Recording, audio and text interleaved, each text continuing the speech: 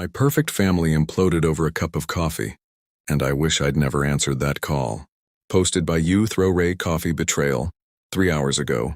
I, 34M, always thought my family was the boring, reliable kind. The kind you see in Hallmark movies but without the dramatic music.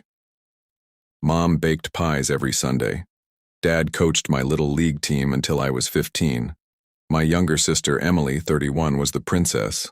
Straight A's cheerleader, the one who just had a certain sparkle, as Mom liked to say. I was the steady older brother who went into accounting, married my high school sweetheart, Lisa, had 2 kids, and quietly paid the bills. We weren't rich, but we were solid. Or so I believed. 3 weeks ago, everything cracked open because of a damn coffee run. My mom had been feeling off for months. Tired, losing weight, brushing it off as stress from the church committee. Finally, she went for tests. The call came while I was at work. Stage 3 pancreatic cancer. Aggressive. The doctor gave her maybe 6 to 9 months with treatment. That same evening, the 4 of us sat in their living room, Mom, Dad, Emily, and me, crying and making those desperate promises families make. I told them I'd handle the medical bills that insurance wouldn't cover. I'd take unpaid leave if needed. Lisa and I would help with meals. Whatever it took. Emily squeezed my hand and said, "You're the best, big brother. We're lucky to have you." I believed her. The next 2 weeks were a blur of appointments, research papers I printed at 2 a.m., and me transferring money from our emergency fund. Lisa was supportive but worried. We'd been saving for a bigger house because our twins are sharing a room. Still, family first. I moved $28,000 to my parents' account for the first round of treatments and some home modifications. Then came last Saturday. I was at their house dropping off a lasagna Lisa made when Mom asked if I could run out for her favorite fancy coffee, the kind with oat milk and caramel drizzle she suddenly craved constantly. Emily volunteered to come with me. We took Dad's SUV. Halfway to the cafe, Emily's phone kept buzzing. She kept glancing at it nervously. "Work?" I asked. "Something like that," she muttered.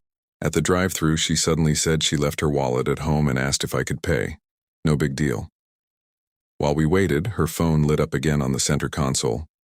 I saw the name, Dr. Patel, Oncology. I teased her. "You stealing Mom's doctor now?" She snatched the phone so fast she nearly dropped it. Laughed too loud. "Just following up on some results for her." We got the coffee and headed back. That's when I noticed the SUV's glove compartment wasn't fully closed. A thick manila envelope was sticking out with my name on it. My full legal name, date of birth, social security number handwritten on the tab.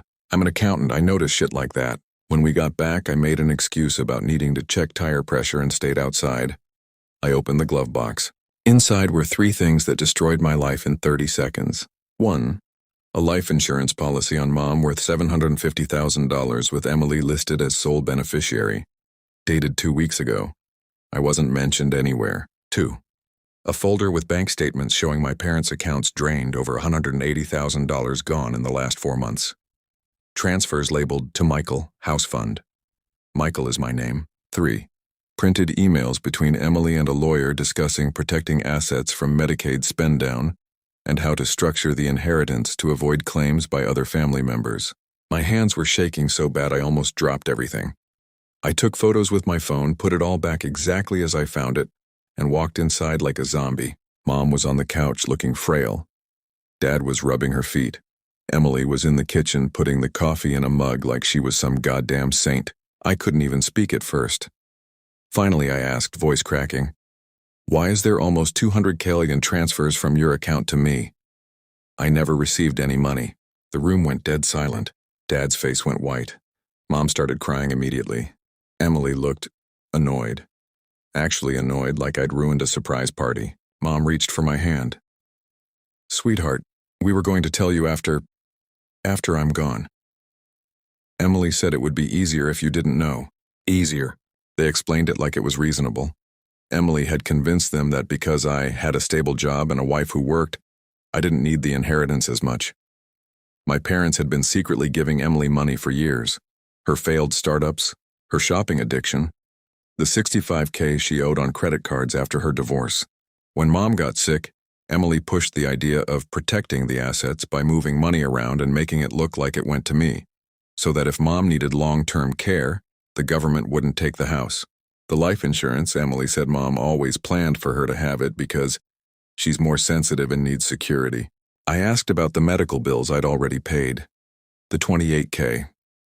Emily sighed and said, "We use that for my car payments and to catch up on the mortgage.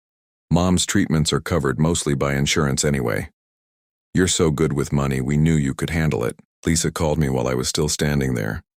I stepped outside and told her everything in a whisper. She started crying so hard she could barely speak.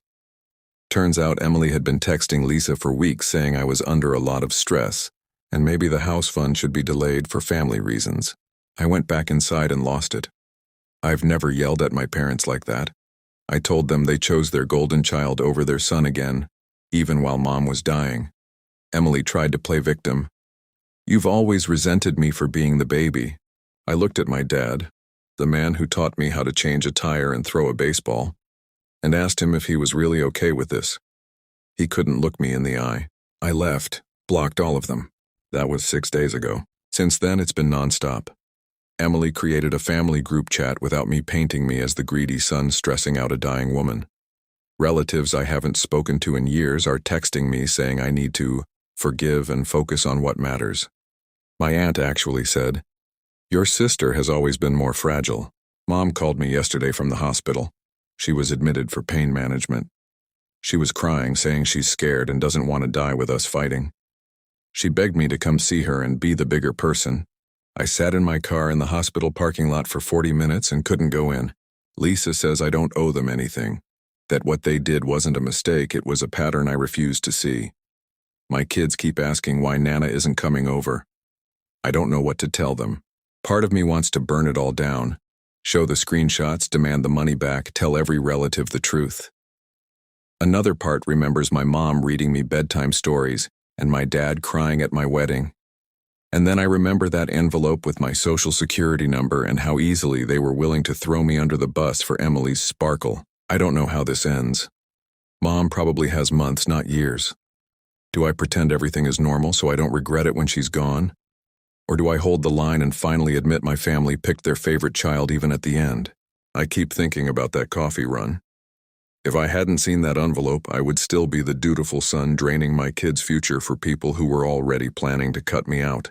Funny how one small errand can show you your entire life was a lie. TLDR. My dying mother and father have been secretly funneling money and inheritance to my sister while I paid their medical bills. They used my name to hide assets.